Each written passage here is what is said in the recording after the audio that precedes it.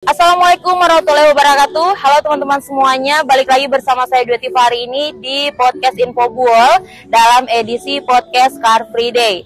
Dan pagi hari ini tamu spesial hadir bersama kita di sini ada pelaksana harian Sekretaris Daerah Kabupaten Buol, ada Bapak Muhammad Yamin Rahim SHMH. Selamat pagi Bapak. Selamat pagi. Assalamualaikum warahmatullahi wabarakatuh. Kabar hari ini Pak? Alhamdulillah sehat. Baik-baik sehat. Bugar ya, ini sudah dengan kostum andalan setiap CFD Pak ya? Baik. Oke, baik. Nah, di sini kalau dilihat ini pakai kostum karate, ini tapi kita tidak akan mengulik karatenya dulu ya Pak ya? Baik, insyaallah. Sesuai dengan tema, karena di sini kita mau mengulik lebih ke jabatan baru ya, amanah baru yang diemban oleh Pak Yamin kali ini. Dan sebelum kita masuk nih untuk mengulik seputar PLH Sekda, di sini mungkin yang kita mau awali yaitu dengan karir Bapak dulu Pak, sebelum dipercaya mengemban jabatan yang sekarang ya sebagai PLH Sekda.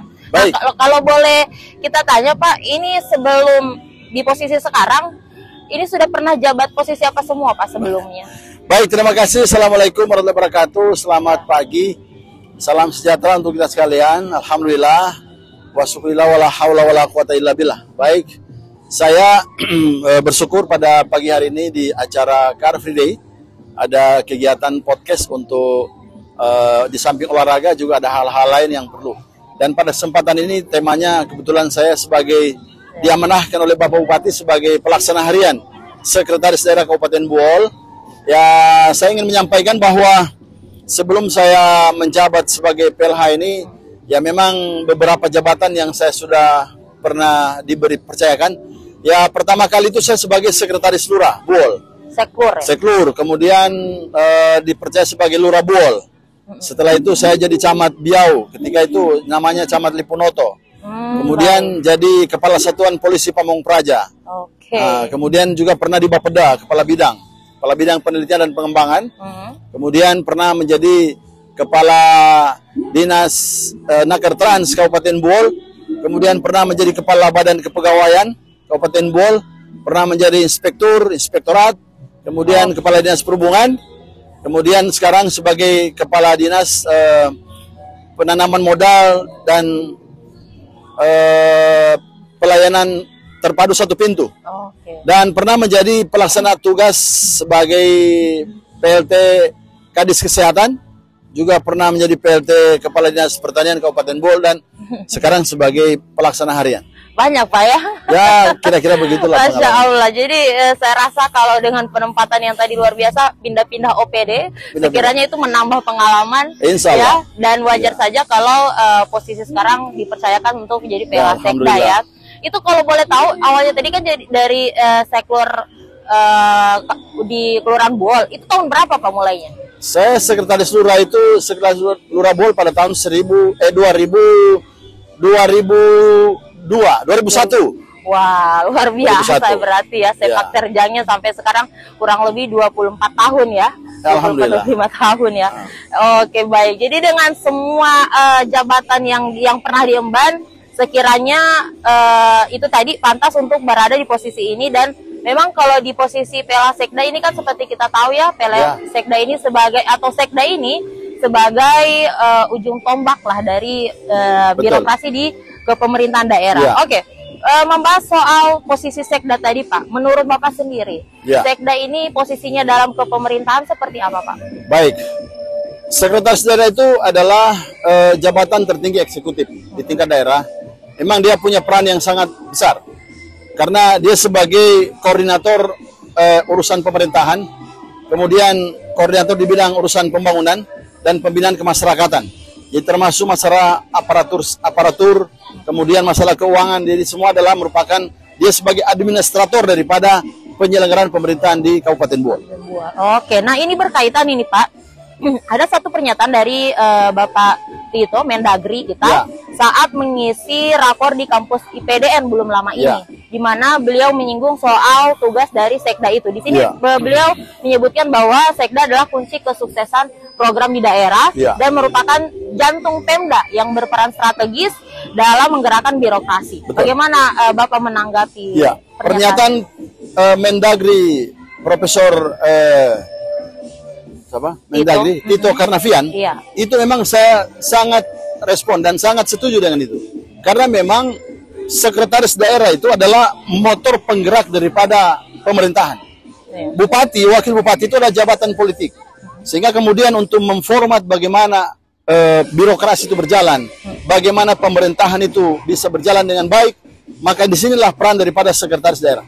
Sehingga kemudian hal-hal strategis itu bupati yang akan melakukan, tapi urusan penyelenggaraan pemerintahan itu menjadi motor penggerak, administratornya itu adalah sekretaris daerah. Sekretaris daerah. Oke, baik. Nah, ini sudah berapa minggu Pak semenjak ditunjuk? Saya kurang lebih 11 hari ya. Oke, baru mau 2 minggu. Baru mau 2 minggu. Baru mau 2 minggu ya. Oke. Nah, di jabatan yang baru mau 2 minggu ini Pak, yang Bapak lihat atau mungkin terlepas dari sebelum-sebelumnya menjabat ya, ini kan sudah berapa puluh tahun ya sebelum di posisi ini, apa masalah klasik birokrasi khususnya di Kabupaten Bol ini yang Bapak lihat sejauh ini selalu terjadi? Masalah klasik di Kabupaten Bol itu pertama adalah masalah kedisiplinan pegawai negeri. Jadi aparatur sipil negara atau pegawai negeri sipil itu memang dia harus menggerakkan ini. Nah, bagaimana bisa menggerakkan daripada pemerintahan ini kalau kemudian aparaturnya itu tidak disiplin. Nah, itu dituntut disiplin mereka, disiplin kerja, disiplin masuk kantor dan seterusnya. Dan mereka harus fokus pada pekerjaannya. Jadi tidak boleh lagi ada ke depan pegawai negeri sipil di Kabupaten Bol itu yang perginya dia datang kantor, kemudian absen, setelah itu ngobrol sedikit, pulang. Datang lagi nanti mau apel pulang. Nah, itu tidak boleh lagi ada sekarang. Itu sekarang ke depannya kita harus lebih bagaimana jumlah pegawai negeri di Kabupaten Bol kurang lebih 7.000 lebih ya. Itu harus betul-betul dia bisa mampu menggerakkan daripada pemerintahan ini, mampu menggerakkan pembangunan ini. Nah, sehingga mereka dituntut adalah kedisiplinan mereka. Tupoksi mereka itu harus betul-betul jalan. Kalau dengan masalah klasik yang Bapak sebut berarti ini terlepas dari jabatan yang sekarang, memang dari dulu ini kelihatan sekali kalau masalah klasik itu soal kepemimpinan ASN ya. Nah, kalau Bapak di posisi ini kan yang bisa mengatur tentang kepegawaian ya memang betul sudah posisi sekda ini. Apa ya yang sebagai langkah untuk memperbaiki masalah klasik tersebut yang Bapak pikirkan? Ya, yang pertama saya ingin agar supaya pegawai negeri sipil di Kabupaten Bol itu disiplin, fokus pada tugasnya. Jadi tugas pokok dan fungsinya itu harus betul-betul, dan semua kepala-kepala dinas itu harus memberikan peran-peran ini. Sehingga insya Allah ke depan saya akan mencoba untuk melakukan pembinaan itu ya, sebagaimana pengalaman yang sudah pernah saya alami. Bagaimana supaya kemudian pegawai negeri sipil itu digerakkan, diberikan motivasi dan didisiplinkan, tetapi juga kita berikan reward. Kalau misalnya mereka berprestasi, kita berikan reward, kita berikan penghargaan. Ada motivasi ya? Ada motivasi. Tetapi yang malas, yang tidak disiplin, kita harus berikan punishment dia. Seperti itu. Harus dari atasnya juga dulu harus, ya. Harus setertib itu, dan betul, itu harus ada motivasi dan sebenarnya. Saya ingin tambahkan bahwa di sini kuncinya juga para pimpinan. Jadi pimpinan OPD itu harus betul-betul mampu memberikan contoh yang terbaik bagi bawahannya. Kalau kemudian pimpinannya juga kita ini kan masih menganut yang namanya budaya paternalistik ya. Jadi kalau pimpinannya disiplin, dia ikut disiplin. Tapi kalau pimpinannya juga lau-lau, orang mana bilang, ya kira-kira begitulah. Iya, baik. Berarti memang harus dari kepalanya dulu. Harus, baik ya. Kepalanya. Oke, baik. Nah, kalau misalnya Bapak harus menyebut satu hal yang paling butuh segera dibenahi di Bol ini, itu apa, Pak? Ya, yang harus segera kita benahi itu adalah mindset. Mindset daripada aparatur sipil negara di Kabupaten Bol itu tidak boleh seperti dulu. Jadi bagaimana kita di suasana yang agak sedikit khususnya untuk efisiensi ya, karena suasana efisiensi. Nah, ini bagaimana supaya jangan berpikir selalu saya membuat kegiatan, program dan kegiatan supaya saya mendapatkan sesuatu dari situ. Ini sekarang tidak boleh lagi. Dia benar-benar bekerja karena dia diberikan gaji, diberikan tunjangan dan seterusnya. Dia harusnya mengabdi sebagaimana apa yang menjadi komitmen daripada pegawai negeri sipil. Karena memang suasana untuk yang tahun sekarang di kepemimpinan sekarang ini memang sangat berbeda ya Pak ya. Berbeda, dibanding tahun-tahun sebelumnya. Yang paling berbeda itu tadi sudah disebutnya itu ya adalah efisiensi. Bukan hanya efisiensi, dan ternyata juga ada pemangkasan anggaran dari pusat yang diterapkan di seluruh Indonesia. Termasuk termasuk di Kabupaten Bol. Nah, mengantisipasi hal itu Pak, bagaimana Bapak memastikan efisiensi anggaran, kemudian ada pemangkasan anggaran, kemudian ada efisiensi juga, ini tidak mengganggu pembangunan infrastruktur daerah dan pelayanan publik yang lain. Jadi memang disinilah dibutuhkan ke depan kreativitas pegawai negeri. Jadi mereka itu fokus pada tugasnya. Harus ada inovasi. Harus ada inovasi.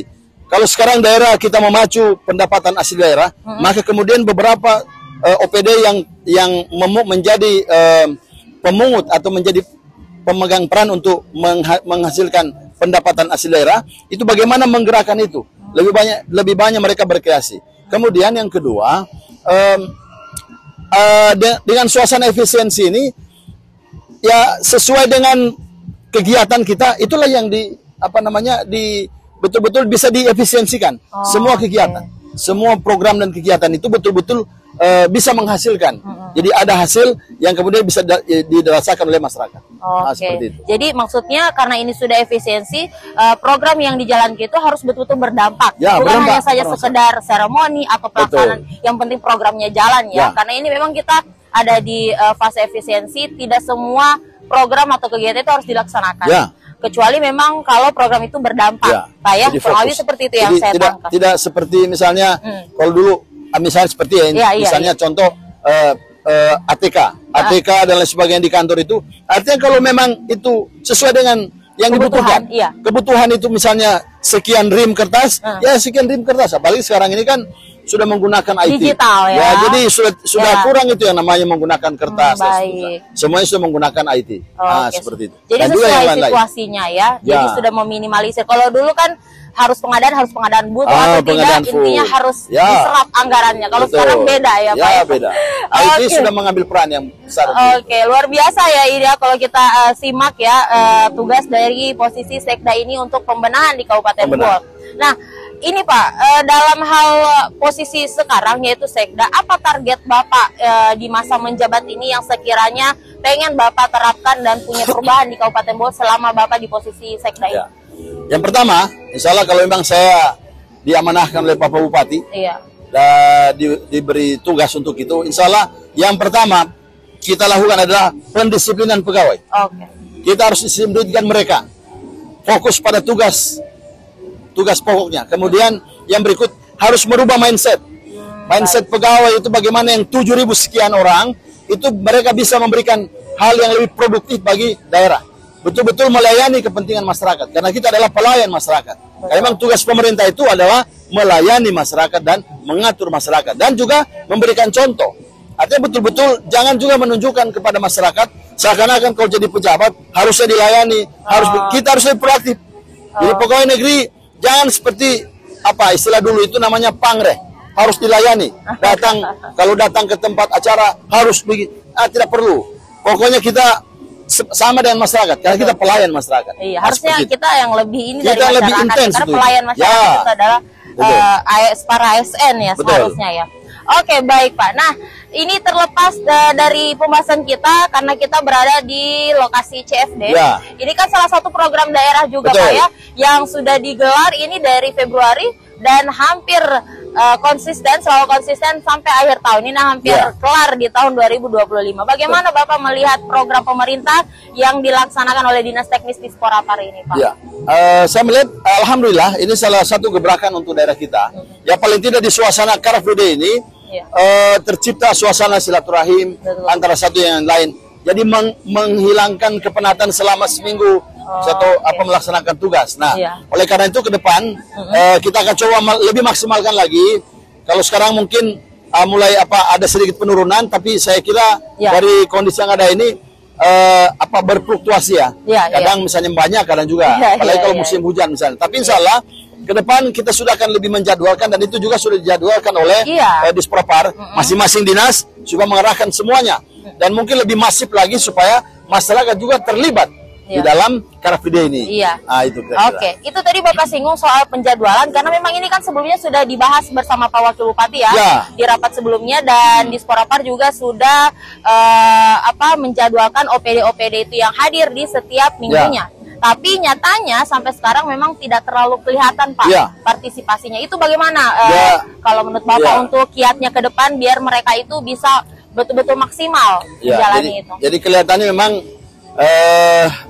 untuk pegawai negeri sipil, ya kita berharap lebih maksimal lagi. Sebetulnya kemarin memang pada saat rapat dipimpin Wakil Bupati, sudah ada jadwal.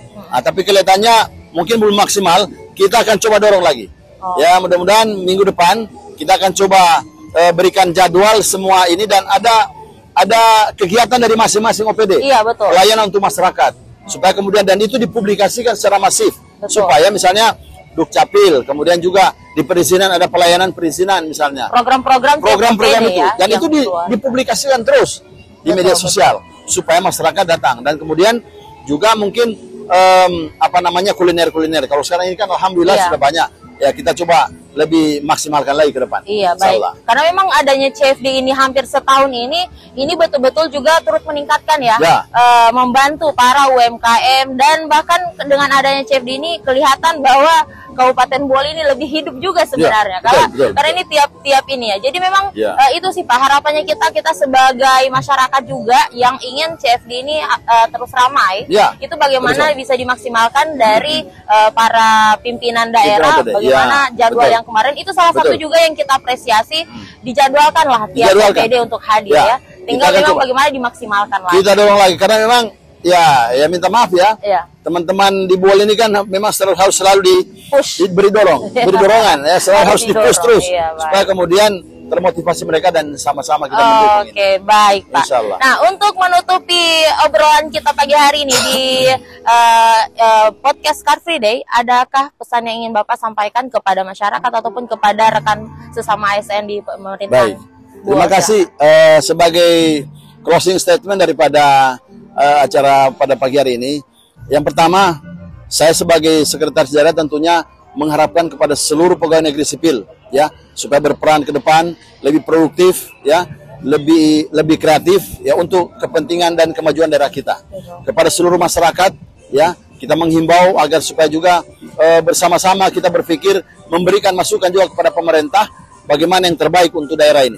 Jadi termasuk misalnya acara Car Free Day seperti ini, kita akan coba lebih maksimalkan lagi seluruh pegawai negeri yang sudah dijadwalkan itu supaya hadir dan sama-sama dengan seluruh masyarakat yang ada di Kabupaten Bole ini, terutama dalam kota. Dan jadikan ini sebagai momen untuk saling silaturahim antara satu dengan yang lain, untuk melepas kepenatan, refresh selama kurang lebih 5-6 hari dalam bekerja.